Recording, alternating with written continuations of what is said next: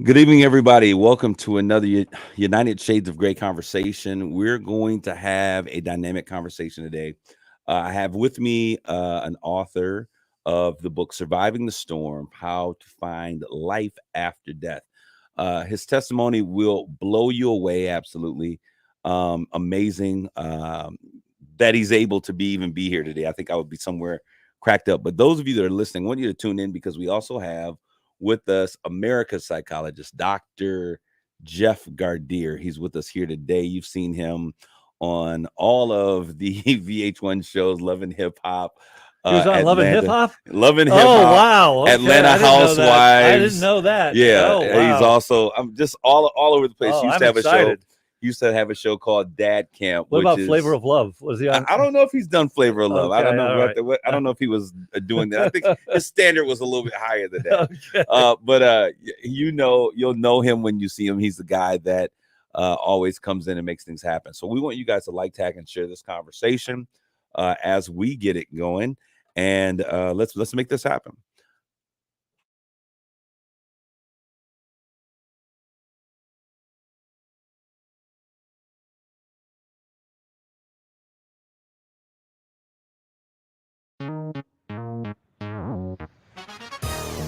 Welcome to United Shades of Gray, Conversations of Race in America on 100.5 and 790 News Radio WSGW and online at WSGW.com.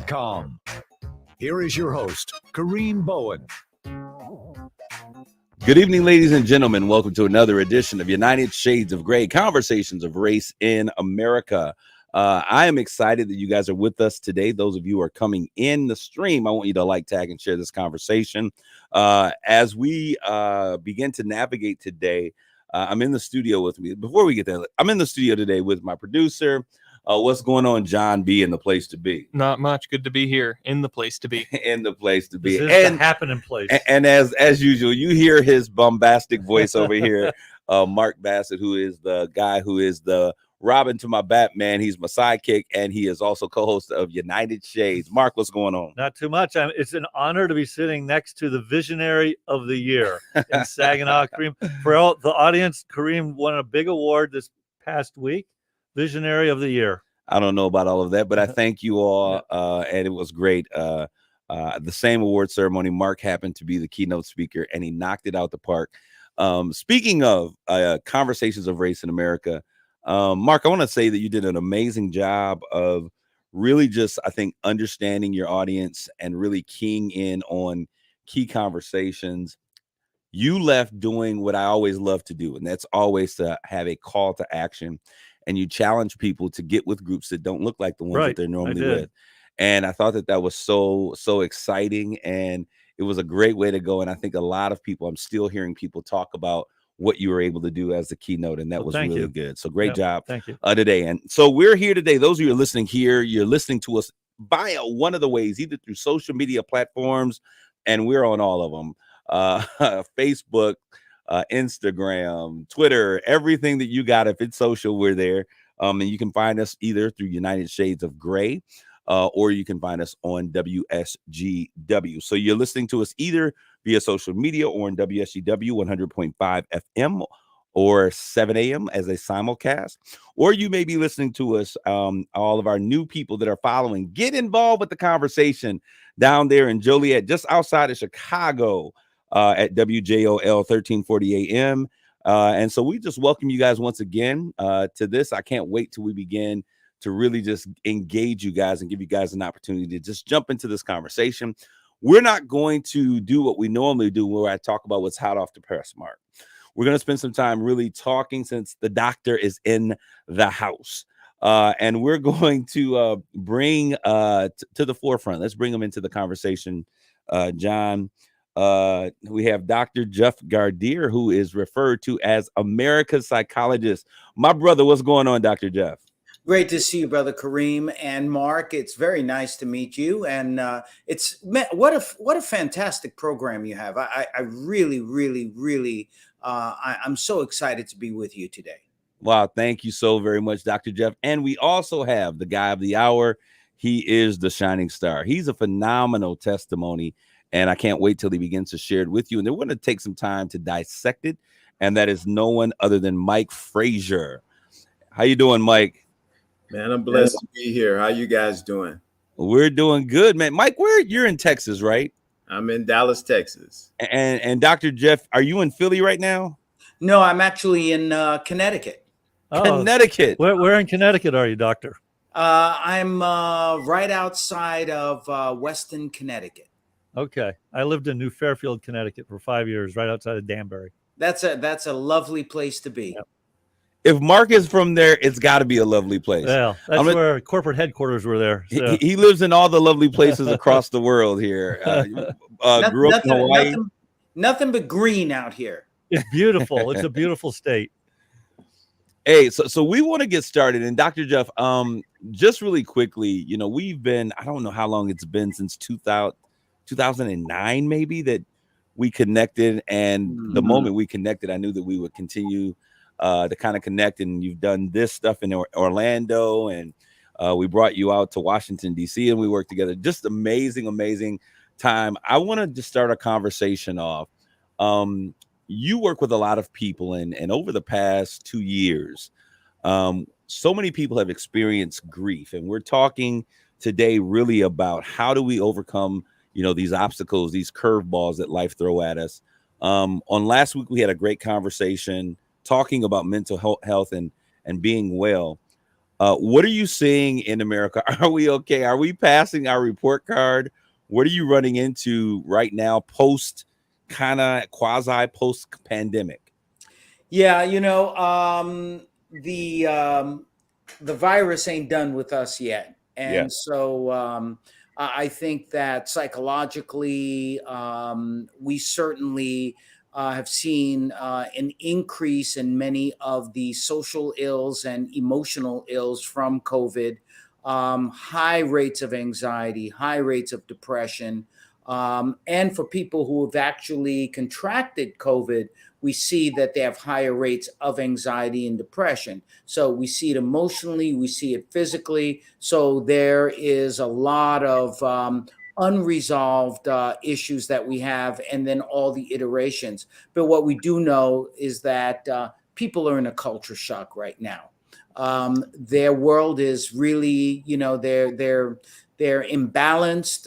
They don't know what's going to happen from one day to the next. And it is one thing after another, probably starting, with the previous administration and the shock of that and how that changed America and the political system, where we are very much a divided nation, right to COVID, from COVID to everything that came after it, including global warming. So people are they're stuck. They're in a tough way right now, and that's why we see unprecedented levels of people who are seeking psychological care, and as Mike will tell you, who really need spiritual care too, because they do need a reason for living. They need a lot of hope. They need to rediscover faith, not necessarily about religion, but faith generally. And this is ongoing work that we have to do. I think you're so correct. Mark, when you think about everything that he said, and you think about your personal experience, because Mark was very open on last week's conversation. If you didn't get a chance to hear last week's message, I say, hey, go back and listen to the podcast.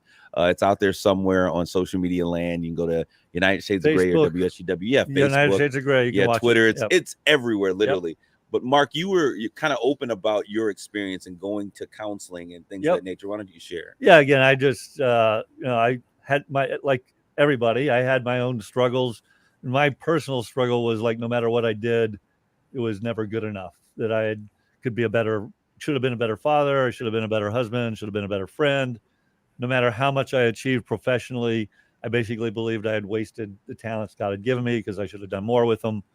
And and so was really not a very happy person, never satisfied, and decided to go see a therapist. And been seeing him now for about 5-6 years, and was just really beneficial for me because it gave me a much more, I think, balanced view or realist, objective view of who I am, and and not so self-critical.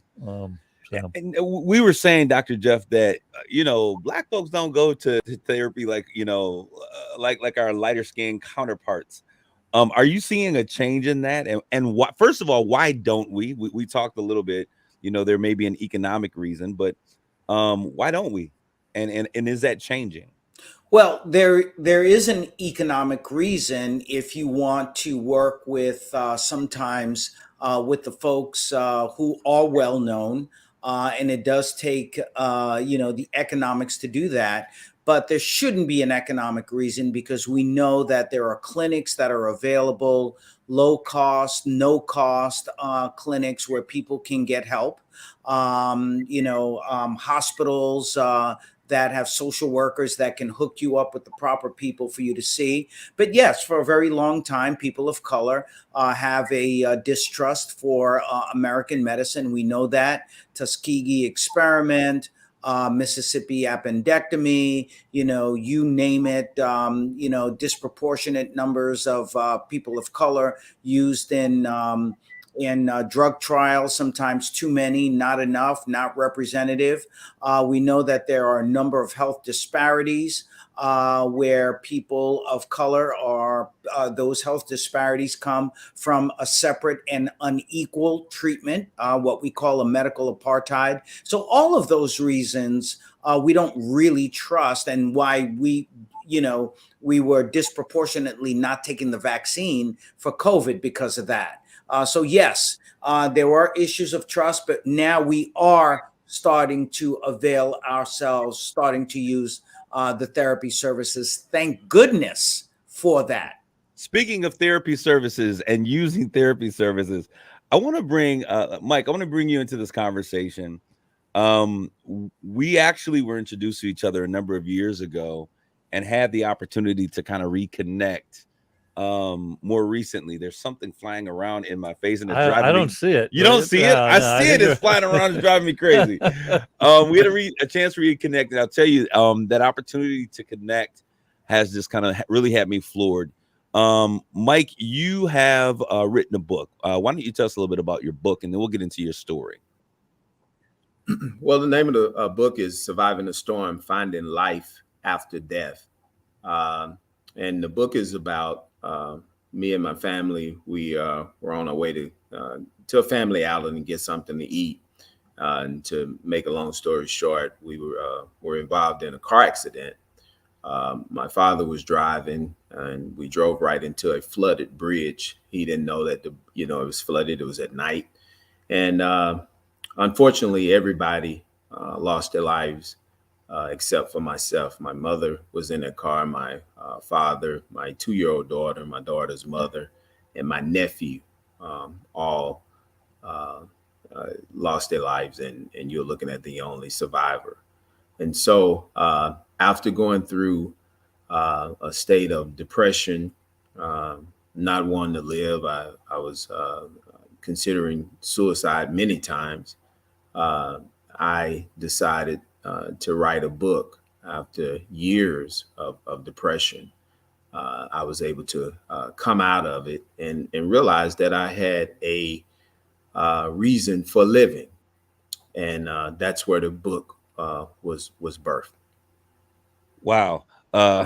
United Shades of Gray introduces and welcomes Mike Frazier to this conversation. Mike, every time I hear your story, so it was your mother, your father, your fiance, your daughter. How old was your daughter? She was 2 years old, and your Yes, nephew, sir. all Yes, in the and he was- vehicle. Kind of share the details of the story, because I think it's one thing to find, most people would think, hey, you had an accident, this is what happened, but the details of how this happened to me are so astonishing.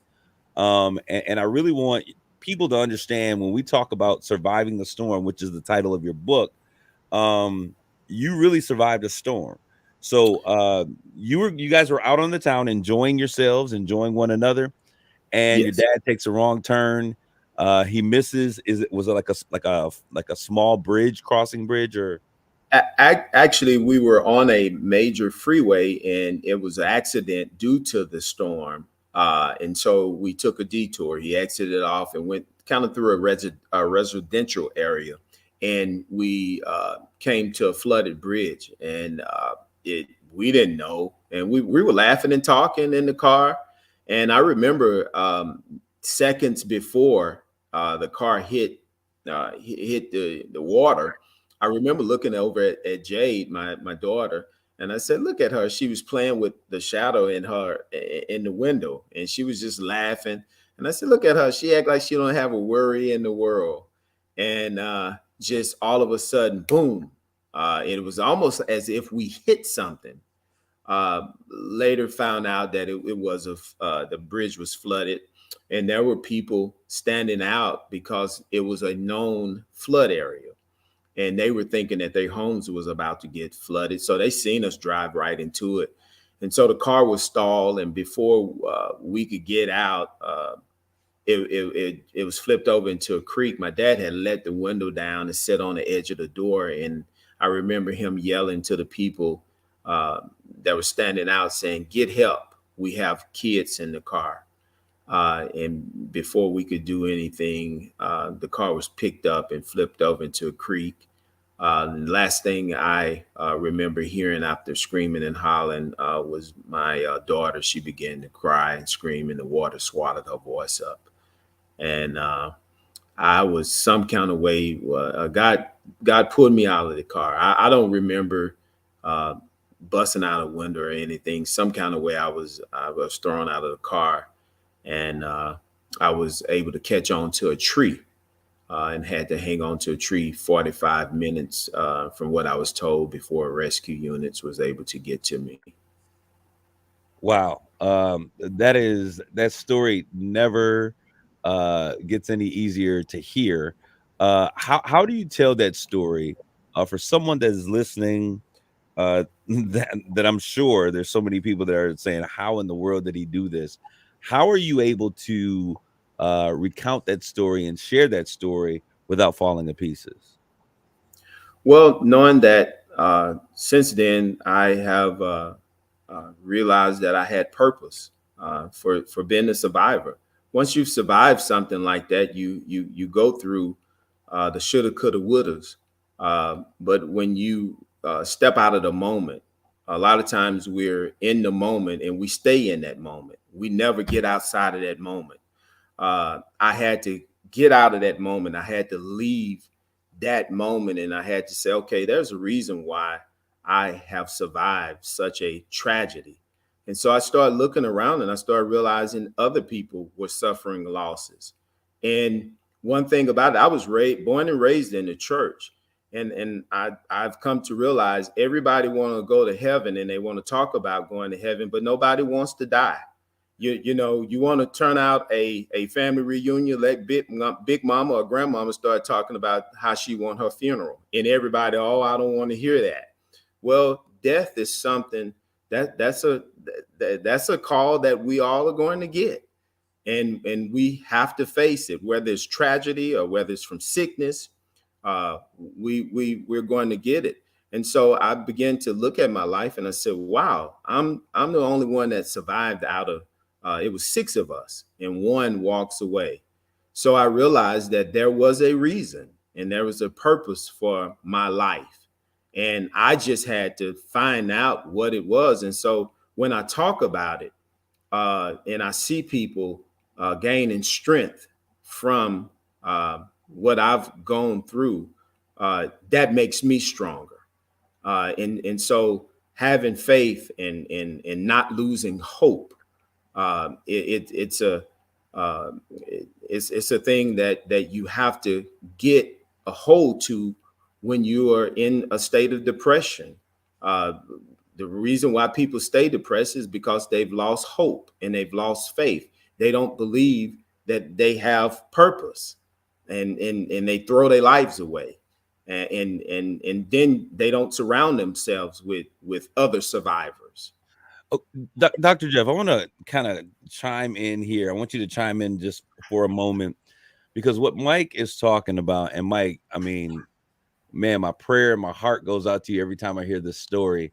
You're talking about becoming the champion. And I think the idea is, and what we were talking about with this show, is overcoming life's obstacles and winning. You're winning right now, and your conversation and your upbeatness and your ability to talk through this so poignantly shows us that you're winning. But Dr. Jeff, there's so many people since 2020. 1 million people have died from this virus that has ravaged the nation. There have been killings and murders and brutalities, and now there's all of this gun violence that's taking place. Grief.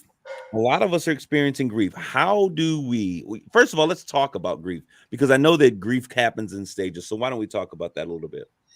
Sure. And Mike, of course, my deepest condolences, even though this has happened a while ago, but this is something that affects all of us and opens wounds for some, right? You know this.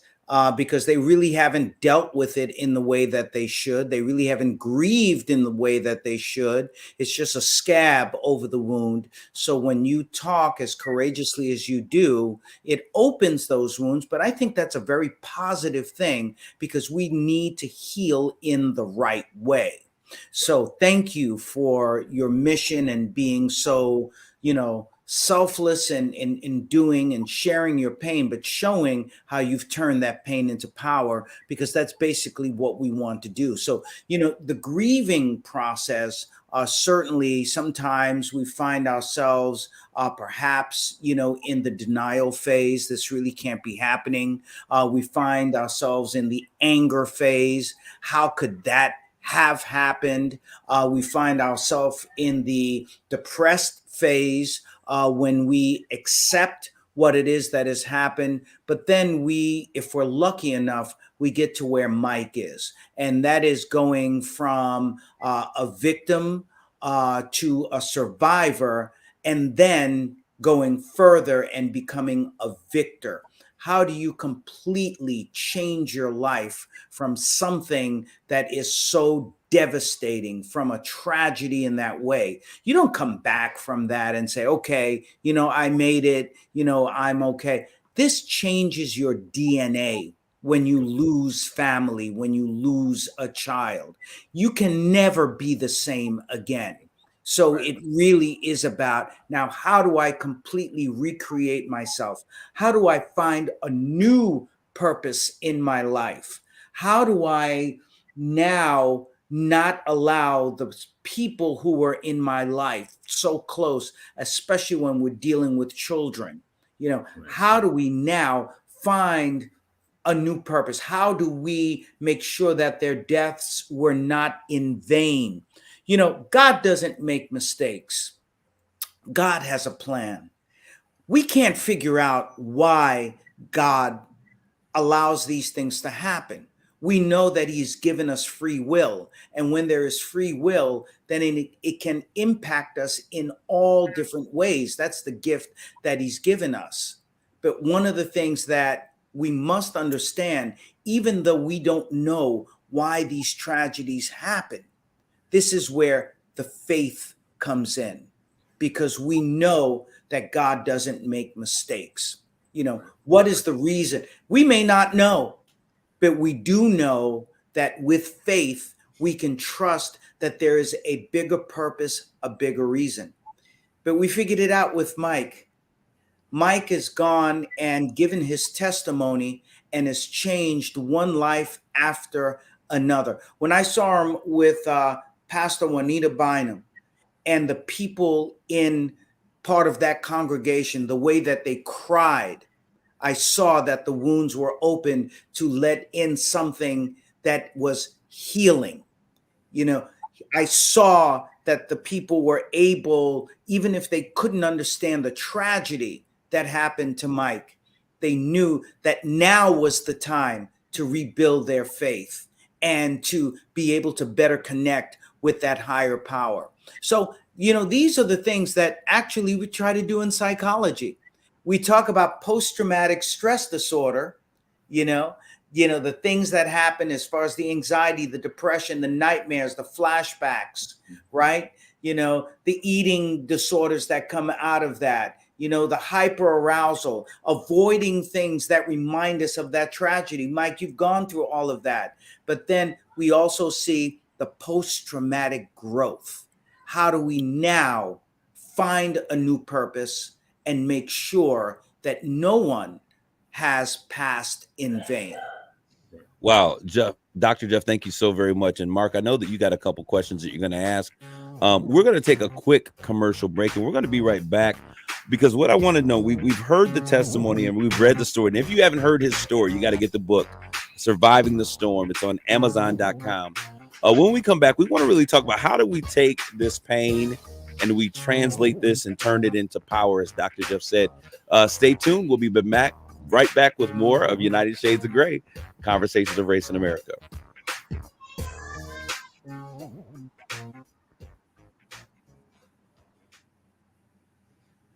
All right, for those of you at home, we want to thank you guys for tuning in. Get into this conversation. We want you to join in. If you have questions that you would like to ask, if you're wondering who these gentlemen are that are on your screen, and it's in my top left corner. I don't know what it looks like for you guys, but the light-skinned brother in the top left corner. Always the token here. You've never had a white guest, man. What's going on here? We're having conversations of race, and we have those thoughts. But yes, my co-host Mark Bass. You guys know that below him on my screen, the guy looking dapper with the hat and glasses on. I like the hat, man. The hat is fresh. Is Mike Frazier. Mike Frazier is an author of the book Surviving the Storm, Finding Life After Death. His testimony is truly amazing, and how he picked himself up through the help of God, the grace of God, and what he is doing now. And we're going to talk a little bit about your purpose and what you desire to do moving forward. And then the young guy with the Batman shirt on, with the glasses, Dr. Jeff Gardere. Dr. Jeff Gardere is America's psychologist. You've seen him all over the place on Love and Hip Hop and Atlanta Housewives and Lauren Lake. How is Lauren? Do you speak to Lauren still, Dr.? Yes, I've stayed in contact with Lauren. Let me tell you, Lauren, when I was on her show, was one of the most generous individuals I've ever met. Not only was she inspiring and really believed in that show because it helped people, but she featured so many people. There was no issues with her about jealousy or coveting, whatever. She was all about, let's put everyone out there to be a star. So I'll always be grateful to Lauren. She's doing very, very well. As you know, she really is an attorney. Yeah. Right. Yeah. So, she's involved in so many things, very, very, very much on social media, inspiring people all the time, as she always does. Yeah, she did a keynote for me once, and she was absolutely phenomenal. I was blown away by her. Well, I got to tell you, Mike, I got to share with you, Mark, I got to share with you my favorite Lauren Lake line when she was on paternity court. She would look at the plaintiffs or the defendants, and they'd be mouthing off and going off, and he did this and she did that. And she would say, hey, when I'm talking, you stop talking. Like, I love it. I like that. I'll have to use that. Probably not with my wife, though. No, I don't think so. So those of you listening, we're going to get back to our recorded show, but we want you to feel free to go ahead and ask any questions if you have of any of the guests or the staples that are here a part of this conversation. We're going to start up with our second half of the show. And Mark, you're going to lead off with some of the questions that you have. Go ahead. Yep.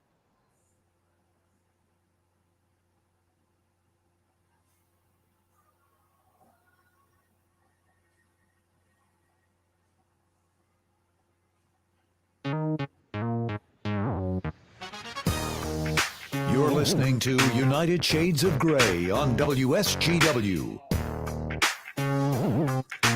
This is Kareem Bowen, your host, United Shades of Gray, and we're back for this continuation of this conversation. Shout out to those who are in WJOL in Joliet, Illinois, right outside of Chicago. We have been talking here with Mike Frazier, author of the book Surviving the Storm, Finding Life After Death, and our wonderful Dr. Jeff Gardere. And Mark, you had a question before. I had a question for Mike, and Dr. Jeff talked about the different stages of grief and going from depression to moving beyond that and having a purpose. And I really think having purpose is really what drives people. And so my question really is for Mike. You talked about you were depressed for quite a while. You thought about suicide, and then you developed a purpose that, you know, that God let you survive for a reason. And one of the big reasons is to help people move through grief. But I'd like to hear, you know, your thoughts of how you made that transition. How long did it take? Did you just wake up one day and go like, I've got a purpose? Or did you do it yourself? Did you go to therapy? Did you have a spiritual advisor? Maybe talk to the audience a little bit about how you made that transition. I had some spiritual counseling, but it was years Right. of me because what happened was, and like Dr. Jeff said, this was a new beginning. So I had to learn life all over again.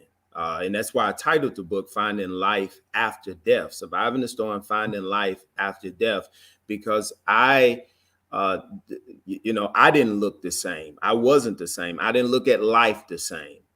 My home wasn't the same. I didn't look at my friends the same. And so I went into this state of depression. And when you get depressed, you start you seclude yourself. And I would sleep all the time. I would get up and go play. I was, I'm a full-time musician. I'd go play, go home. If I couldn't sleep, I would pop pills. And it took prayer. I prayed a lot, but I was very, very secluded. I'm an introvert. So I didn't have a whole lot of friends. So I have always been a loner, and I never really talked a whole lot. So when people would call, I really didn't have a whole lot to say because I'm not very talkative. You can't tell that now, but then I just wasn't. I didn't know what to say. And there's a time I was telling someone the other day. I said, "Listen, when you lose a child, instantly your faith is challenged. It's so many things that comes with losing a child. Both of my biological parents are gone. And so you in the add on to that, you do have the child. So it was years. And so I just kept living. And so it wasn't a day at a time. I had got to a second at a time, and I just, as days would go by, I just kept living and kept fighting, and people would speak things into my life, and it would kind of, I would be like, that makes sense. And when I would share the story, people would be like, wow, how did you come through that? And man, that makes me want to live on. And so I started taking that in, and I was like, wait a minute, and one day I seen a homeless guy walking. And I looked at him and I said, wow, he don't have a roof over his head, but at least I have a roof over my head. I've suffered a tragedy, but I have this. And I woke up one day and it was a beautiful day, and I got up and I started moving around, and I put pen to paper and I started writing. And I said, I think I need to write a book. And I started writing and did the website, and people instantly started going to my website, and they started sending me emails saying how they were going through and how my story helped. And every time I would hear that, your story, Mike, has helped me, that was just, I would put, I would kind of, that was almost like weights being, lifted, and I would get stronger. And somebody else would say, man, you are a strong brother. And I'm saying, no, I'm not. But I'm realizing that God brought me through this. And it just made me look at life and God and my walk with him. It changed. Mm-hmm. And I just started moving forward. Mike, I want to ask this question because when I went into your website, it's not just about selling books. So I see a lot of authors who write books and then they put together a website, right? Because you got to sell your books from somewhere. Right. There are resources on your website. What has your traumatic experience done to you personally? that makes you now put that S on your chest for other people, and why is that so important to you? Well, it has made me realize back before this happened, I used to cherish money and I used to use people. Now I cherish people and I use money. And life means so much to me. And so when I see someone hurting and I can go to them and say, listen, this is what happened to me. Not too long ago, I was on my way home. It was about 1:30, 2 o'clock in the morning. I passed this strip and it was a new buildings going up, and I seen a car, park lights on it. And I passed by and something said, go back. It was at night, and it was cold, and so I could see smoke coming from the car, the tailpipe. It was running. I turns around and I drive through the parking lot. Tinted, the car was tinted, and I tried to leave. I'm like, this is so dangerous. Didn't see anybody. I did it like 3 times. Just couldn't go home. And so when I went back the final time, I pulls up and I put my bright lights on, and the car door open, and there's a guy gets out. And I said, hey man, I was just checking. I didn't know that you was in there. I didn't know if something had happened to you. And he said, brother, I was just sitting here just contemplating. He said, man, I am so depressed. And he said, I just had to park. And I began to talk to him, and chills came over my body when he said that, because I said, this is why I couldn't keep going. And I just so happened to have a copy of my book in my car. And he was saying, man, this done happened to me. That done happened to me. And I began to share my story. And as I'm talking, he began to cry. And I reached in my back seat and I said, man, here's my book. I said, read my story. And I said, go home.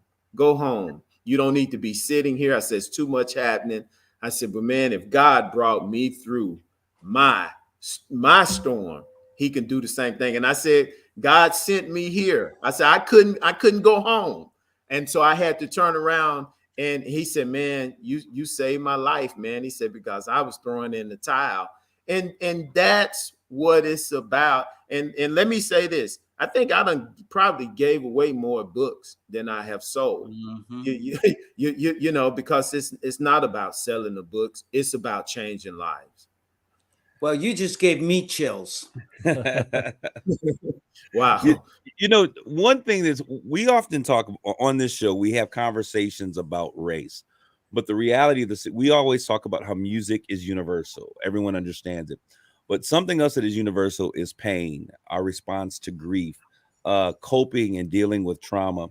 Dr. Jeff, one of the things that I noticed in Mike's story is when he was talking about immediately after, he was kind of like, you know, why am I the only survivor? Survivor's remorse. How does someone deal and begin to cope with the trauma of, you know, I'm left. I'm left. They didn't survive. Why am I the only one? What steps should they take to really begin to come out of that cocoon, that cave of darkness, and really just try to find a new sense of purpose and new life? Well, I think certainly they should take their time and go through the natural grieving process. They should feel the anger. They should feel the sadness. They should have that range of emotions, and understand that that is part of the dying process, but it is also part of being reborn. Right. So you have to go through that metamorphosis and take your time. It took Mike years to be able to do that. But then when he was ready, and he was endowed with a power, because it was slowly, that metamorphosis was slowly happening. So I would tell people it is really important that you take your time. You know, don't create a mission in your head, you know, as you talked about, Kareem, putting that S on your chest, and you're going to go out there and do all of this incredible work. You better know who you are first. Right. You better know what the impact of the tragedy has been in your life and what your purpose is, by taking your time, you know, communicating with that higher power. being able to get your mind right. And when you are ready, going out there and doing the good work.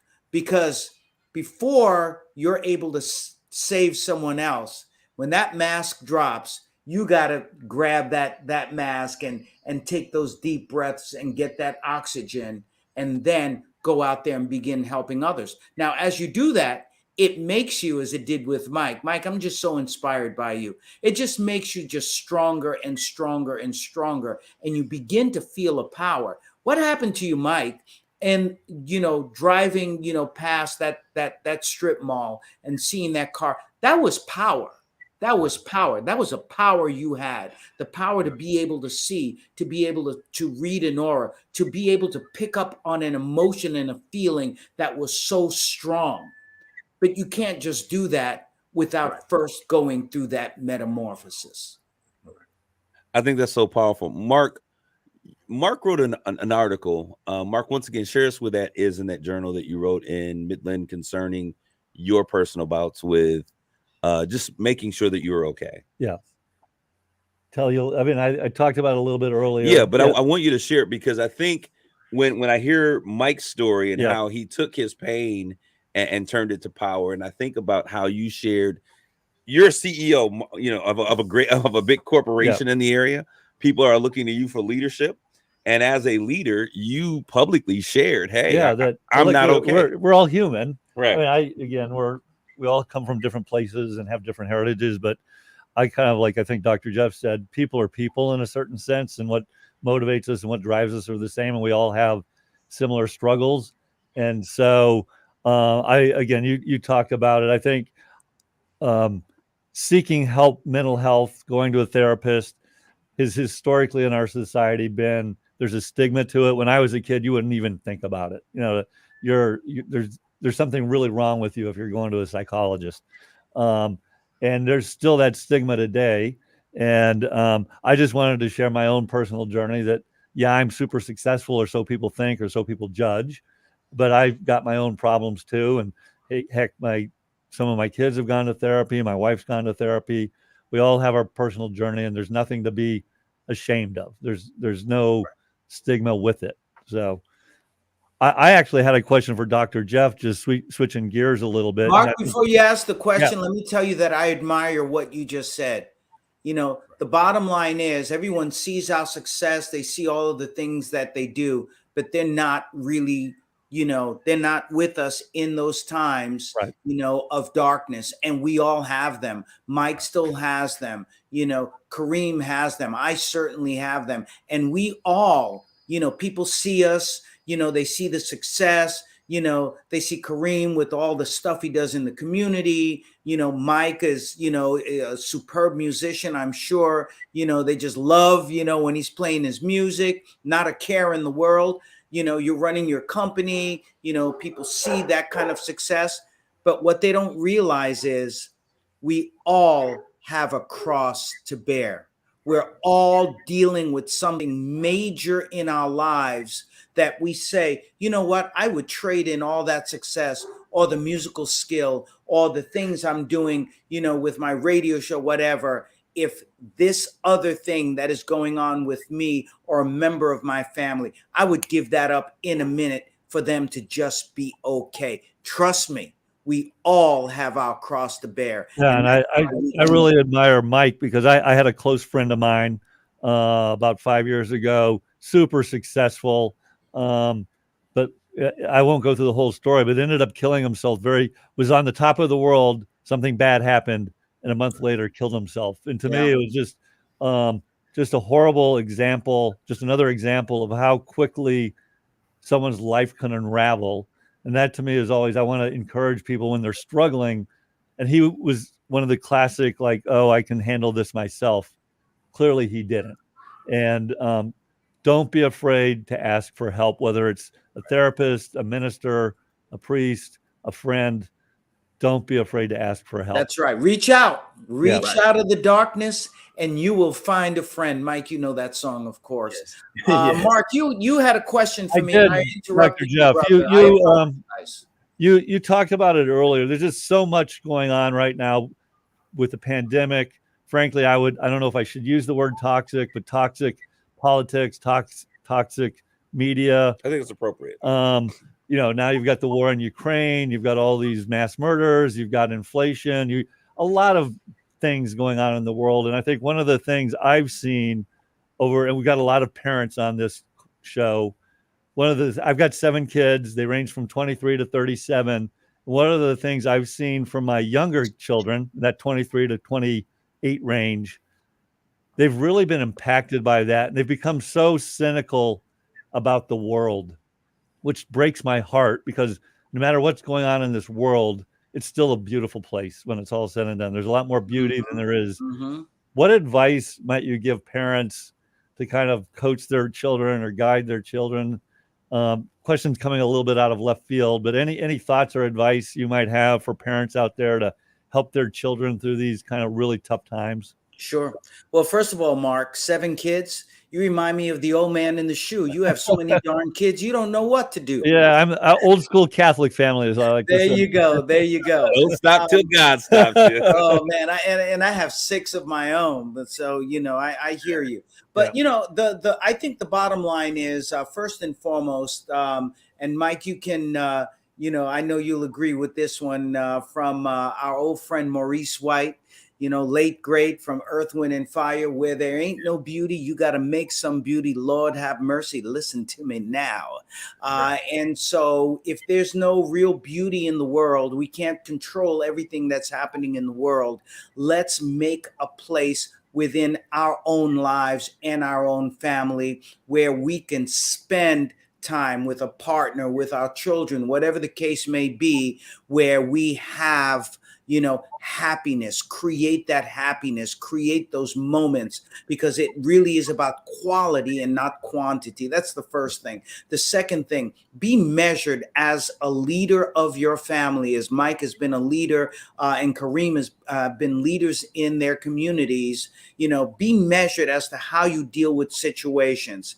Gather yourself, look at your thoughts, and express them in a way that is about integrity, that is, about being calm, that is about assessing something in a very real way, and in a way that is fair, in a way that is about learning, in a way that's not putting down other people. Because when you express that, Mark, you asked about our kids. When you express that in front of your kids, you want to show them that you are classy like Freddie Blassie, that you are. Wow, that's the reference. I would have never thought I'd get a wrestling reference from you. Oh my God, you pencil neck geeks. Yeah, I love him and Bobby the Brain, baby. Oh my God. Oh my goodness. That's right. That's right. I forgot about Bobby the Brain. Right. Yes. Yep. I met Ric Flair, by the way. Did you? Baker boy. Yeah. Yep. But bottom line is, we are the models for our children, and we have to show them how to be able to deal with situations fairly, think their way through, come up with solutions, and have empowerment strategies. If we're hopeless in the way we look at things, how terrible things are, our kids are on that same path of hopelessness. And as Mike will tell you, Mike, why do I pick on you so darn much? Because I admire you. It really is about hope, faith, charity. Hey, Doc, I want to ask you this question. When we first connected, we were doing sessions for men and boys and having conversations. This was not boys to men. Not boys to men. But in terms of having conversations, and we'll take this, we got 4.5 minutes here. I want you to speak to maybe a man that might be hearing this conversation. We often don't open up. We often don't talk. How would you encourage a man who may be experiencing inner turmoil to really begin to seek some help? What would you say to? Well, I'm going to make my answer very short, because this is really Mike's territory, because, I can give the advice, but he has lived it. So I'll say very quickly, more than anything else, don't be afraid to sit with someone and just talk about who you are, how you're feeling, what's going on in your life. Find someone who you trust. Have those conversations with them. Since the pandemic, I used to hate telephones, or cell phones. Since the pandemic, I found myself talking to 2 or 3 other men that I know, which are things that we can share with one another. My best friend is my wife. So, I talk to her about everything. But there are some things that I have to say to another man because it's an experience we share. Find who that anchor is. Mike, I'm going to keep quiet because, you lived it. Well, Doc, you've said it all. I always say that I think every man should have another man that holds him accountable. You have to have accountability in this life. And so often, if you look at statistics, men die more and quicker than females. Why? Because we internalize things. We hold things in. Women have girl nights out. They have teas. They have all sorts of things. We don't never have guys nights out. We just kind of sit in the house and hold things in, and we get frustrated. And so we have to release these things. We have to do more shows like this, talking to our brothers, telling our brothers, hey, listen, been there, done that. I understand you want to go off and do something crazy, but that's not the way to go. Let's sit down and talk about it. We have to talk. I'm here. If you need somebody to talk to, Kareem is here. Mark is here. Dr. Jeff is here. We have to open up and talk about it. The church don't talk about it. It's like, oh, I'm saved, sanctified, filled with the Holy Ghost, and all is well. No, it's not. We have to talk about it. Really quick, gentlemen, why don't you share with our listeners how they can find your material or find you or connect with you as you guys are going forward? Are you showing up somewhere else? And I'll let you go, Mike, since you're on the screen right now. Why don't you go ahead? Surviving the Storm, www.survivingthestorm.com. That's where I can be reached. That's where my book can be purchased if you want to. I'm steady getting emails. I responded to one last night. The emails come directly to me. I'm not one of those that it has to go through 2 or 3 people. They come directly to me. I'm on this journey. I do have people that's working with me, but certain things I feel like I need to respond myself. And so survivingthestorm.com. What about you, Dr. Jeff? You can simply go to drjeffgardere.com. That's DRJEFFGARDERE.com. Just go on Google. You'll find me. I'm everywhere. And Mark, where can we find you these days? In Midland.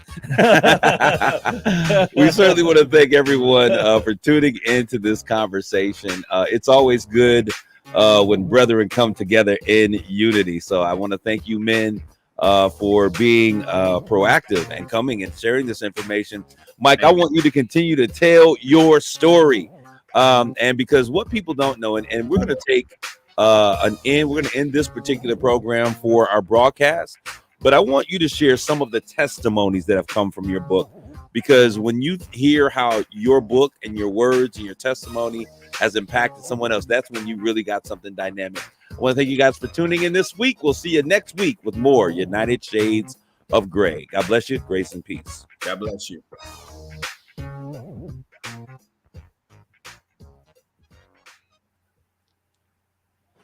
All right, to those of you out there, Mike, I really this is the Dr. after Jeff show. need to go. I think he's got Dr. Jeff, Yeah, I have an 8 o'clock. Guys, it was a pleasure. Mike, it was an honor to be sitting next to you. Kareem, thank you for having me. Mark, I don't know if you saw, your wife sent a message. That came I didn't across. see it. Yeah, she said, for heaven's sake, wear a pair of trousers next time. Dr. Jeff, it was a real pleasure meeting you. Enjoyed it. Yes, Thank it's you, a pleasure, man. Dr. Thank Jeff. you Thank so you. much. Thank you so much. We'll be in touch, Dr. Jeff. All right, you can X me out, right? I don't want to mess Yeah, anything up. No, you can just leave out. You can X out. or we could just cut you off. Right. All right, Mike, what I want to do is I want you to share some of your some of the testimonies, because you're doing some great things right now. But share some of the things that have happened. I know we've had some conversations. There was a woman that came to the funeral that, watched you with your testimony, and so, you didn't necessarily give it, but she saw you respond and live out your testimony. There's a gentleman that you work with, and I don't know how comfortable how much we can share, that said that he read the book and how it impacted his life, if you know what I'm talking about. Yeah. Just share some of those stories, because I think that they're very powerful. It's so many. Like you said, the young lady that said that she was at the music. We had a musical wake for my family, and several months later, I ran into her, and she told me, you got up and spoke, and you were so strong, and I thought I was so weak, but just me standing, saying, "Hey, I'm going to move forward. I think I'll be all right."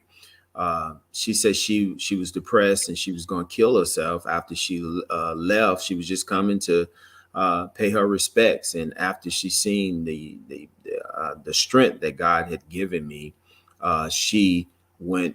She moved on. I have taught parenting classes. I was working for a government funded organization, and I used to teach classes, and just in sharing my testimony, people would come. And they would say, "Listen, I came here with such heaviness on me, but your testimony has given me strength to go on." I've attended funerals. People have asked me to come speak at funerals, and you can see when they say, "Okay, next we're going to have words from Mike Frazier," and when I get up there, you can see the family wiping tears. And it's one of those things where they say, you know what, if he's able to stand, so can I. And so I believe we have to. I'm totally have made myself available, and I've said, listen, I'm here. So if you need to talk, if whatever you need, if you need me to come to your church and speak, whatever, that's what I am here. And it was so good to hear Dr. Jeff said that, everybody has problems. Everybody don't talk about them.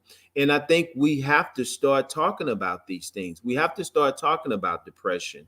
We have to make people comfortable with talking with someone, because I was raised in that community of, if you go to counseling, or if you go seek help, well, something is really, really wrong with them. No, this day and time, that's what we need. And we need to make ourselves available. Those of us that are out here doing this, we really need to make ourselves available for these types of things, to help people and to start saving lives. Every time I hear of someone committing suicide, I take it personal.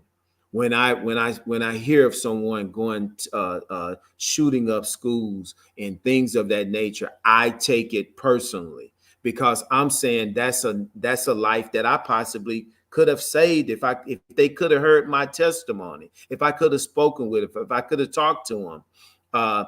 Maybe I could have changed their minds on going shooting up the people. And so that's where I am. I'm ready to go to work. You're on a mission. Yes, I'm on a mission. Yes, it's a beautiful mission. And we want to talk about that mission in just a little bit. I want to say this. We've been talking.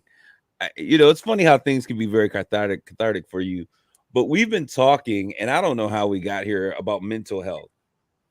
Yep. It's kind of been in the theme for the past 3 weeks or so. And just making sure I was joking, but I was kind of serious last week. Like, I'm not sure if I'm okay. But it's funny because I was thinking about how certain things impact us in life, and as men, we find a way to just kind of keep going and moving on. right. And I was thinking, all of this conversation has really gotten me thinking about, like, okay, Kareem, are you really okay? And what continually comes to mind, there was a book that I was supposed to write some time ago. I've written 3 books, so I don't have an issue with writing them. but this book I could not write for the life of me. And it's been since 2009, 2010. And my grandmother passed away. And when she was like mom. My grandmother and I had a relationship. She was like mom, and we're talking about grief and coping and going through things. But my mother and my aunts, our family structure is so close that everybody was grieving. And so it's kind of like I had to put my grief process or my feelings or what I was going through on hold, because not only was my mother grieving, but she grieved so hard that it actually started to cause her to be sick. I mean, she ended up with shingles and some other things that were going on. And what I began to realize is that my avoidance of writing this book is really more to do with the fact of being fearful of completing the grieving process. That's how I would have to coin that. And so over the past, couple of weeks, I've been taking time to really just kind of think about it. And so I really appreciate, Mark, your bravery in forging this path, the conversations we've been having, Mike, because I didn't recognize there was yet a lot of stress and pain and frustration that I was carrying from something that I thought I was over.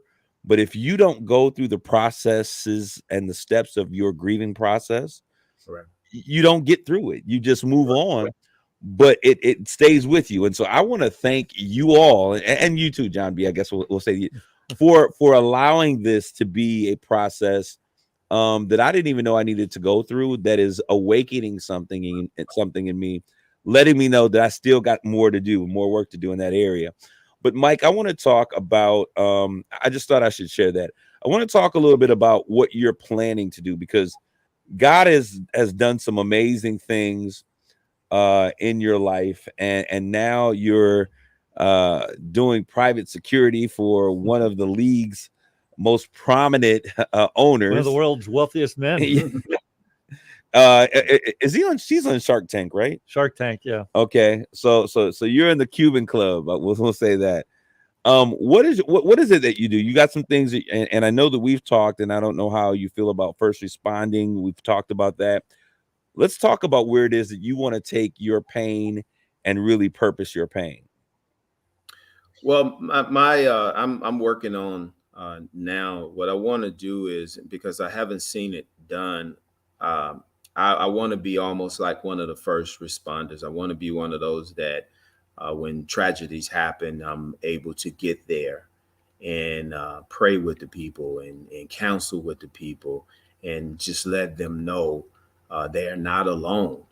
It's going to take quite a bit for it to happen, but I am, as we speak, I'm putting it pen to paper and getting the ball to rolling. But that is one of my main goals is to do that and just to be there for people. So when my parents, to me, we have it backwards. When I lost my family, the week of the funeral, we had people at the house every day. I mean, day in, day out, we had people. And I often say, I feel as though when we left the cemetery, we left my parents there. I felt like I left a lot of my friends and family also there, because the week after, the phone gradually stopped ringing. People stopped coming around, and it was as if I was left alone. And that happens. And that's when the enemy starts speaking. And that's when depression starts taking place. And, when you're depressed, most of the time you're lonely, you're by yourself, and you need people. And so I want to set a ministry up to where I can be there and I can help people and tell them, no, don't hide your feelings. Let's sit down and talk about it. You have a purpose. There's a reason why you are here, and don't lose the faith, because with everything that's happening in the world, one thing after another, if you turn on the news and there's nothing good, on it. I'm every time I turn on the news, I'm just like, okay, what tragedy done happened now? America is losing hope. We cannot lose hope and faith. We're going to be in trouble. We're already in trouble, but it's going to get worse. And we have to know that there are higher power, and we have to go back to that. We have to pray. We have to keep the faith. I think those are great words. I mean, because people want an aspiration to kind of strive for, and I keep reminding people that like this country's been through some pretty tough times before. Like the late '60s, early '70s. You had Martin Luther King assassinated. You had race riots. You had, the Vietnam War. You had Watergate. Earlier in the 19th century, you had the Spanish flu, World War I, World War II. We go through tough times, just like you've done in your personal life, Mike. You just have to keep moving forward. Things will get better. Things will get better. And I think it's so important that for everyone that listens, man, woman, boy, and child, boy and girl, I think it's really important for you to understand the importance for you to find your passion. I always say that passion is a fire of the life, fire of life. It is a fuel that moves a vehicle of purpose. And so you have to make sure that you're not just existing in this world, but you find the things that really you're passionate about. And it's funny because it took me 40 some odd years to really find out, what I was passionate about. And I think I fought against it, when I really began, being a voice crying in the wilderness for those who are underrepresented. It is not the most sexy thing to do, but it is a thing that brings me the greatest joy and fulfillment.